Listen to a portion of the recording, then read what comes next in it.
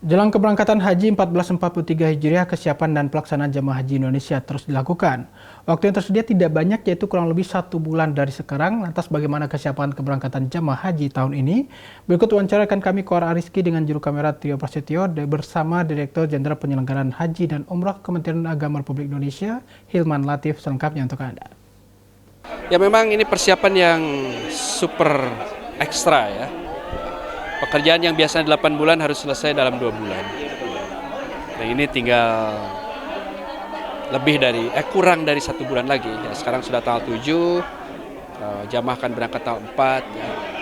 Kita insya Allah selesaikan masalah-masalah teknis, regulasi-regulasinya juga harus kita sertakan. Ya.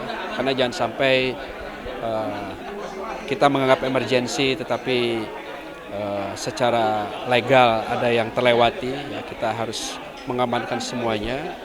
Jamaah juga masih harus kita pahamkan karena jamaah yang berangkat saat ini hanya 100.051 orang. Artinya kurang dari 50% dari jamaah reguler atau kuota normal. Jadi kita semangati jamaah ya, agar tetap optimis, tidak berangkat tahun ini tidak apa-apa, termasuk jamaah di Persyarikatan Muhammadiyah. Ya. Tapi tahun depan kita insya Allah berangkat. Termasuk juga untuk para pembimbing, ya, terus ada banyak kebesaran hati, ada pembatasan usia 65 tahun, kemudian jumlah jamaah juga yang berkurang karena sebagian tidak bisa berangkat. Nah ini PR-PR buat kita. Tentu saja petugas juga kita ingin solid, ya, petugas PPIH-nya, petugas haji, ataupun petugas kesehatan. Ya. Karena ini belum ada pencabutan pandemi sampai saat ini. Artinya kita hanya pada pelonggaran-pelonggaran saja dan masih tetap akan ada protokol-protokol yang diterapkan. Nah untuk jamaah saya kira juga saat ini sudah tahu akan berangkat atau tidak, ya. Tinggal update terakhir. Nah jamaah juga harus siap-siap dengan kesehatannya, vaksinnya harus penuh, ya. Itu harus dipenuhi, ya. Jangan menunggu-nunggu waktu. Kalau belum dapat dari jatah kemarin segera dicari. Belum vaksin meningitisnya. Kemudian juga kesehatannya juga harus dijaga betul. Karena besok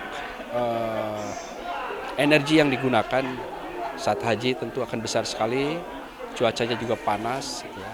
Dan ya saya berharap semuanya lebih kompak lah ya. Ini saya menyebutnya sebagai haji kebangsaan lah ya, haji kemenangan. Kemenangan kita dari COVID, insya Allah kebangsaan karena memang dalam pelaksanaan haji saat ini akan ada banyak sikap tasamuh, ya, sikap toleran, sikap mau mengalah. Ya. Ada yang berangkat duluan, ada yang belakangan tahun depan, ya, untuk semua pihak. Ya. Dan saya berharap semua mendukung pelaksanaan haji tahun ini. Ada persiapan khusus Prof terkait pendidikan masih pandemi. Ya bukan hanya dari Kemenag ya, tapi itu sudah peraturan juga dari Saudi ya. Dari tim emergensinya kita siapkan, orang-orang kesehatan ya tim, ya, termasuk kita harus menyediakan sejumlah kamar ya, misalnya 1.000 kamar cadangan ya. Kalau ada yang terdampak, ada yang sakit, ada apa, kita harus menyediakan juga, insuransinya kita siapkan, ya, asuransinya. Kemudian tim kesehatannya juga, insya Allah koordinasi dengan Kementerian Kesehatan cukup intensif. Ya. Kita sampai bicara teknis, sampai bicara koordinasinya seperti apa. Ya. Nah, karena ini lagi-lagi haji kesehatan. Ya.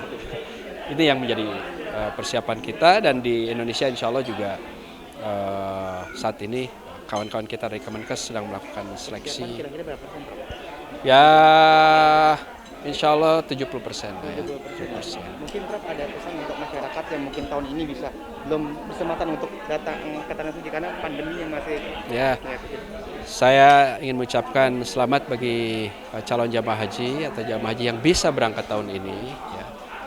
Mudah-mudahan mabrur, sehat, barokah. Ya. Dan juga kepada jamaah haji yang belum bisa berangkat tahun ini, ya mudah-mudahan masih sabar dan kuat menunggu, ya, karena bagaimanapun haji adalah panggilan Allah dan mungkin Anda dipanggilnya adalah untuk tahun depan dalam pelaksanaan ibadah haji di Tanah Suci. Tetap semangat ya, pupuk kesabaran, dan jangan putus asa.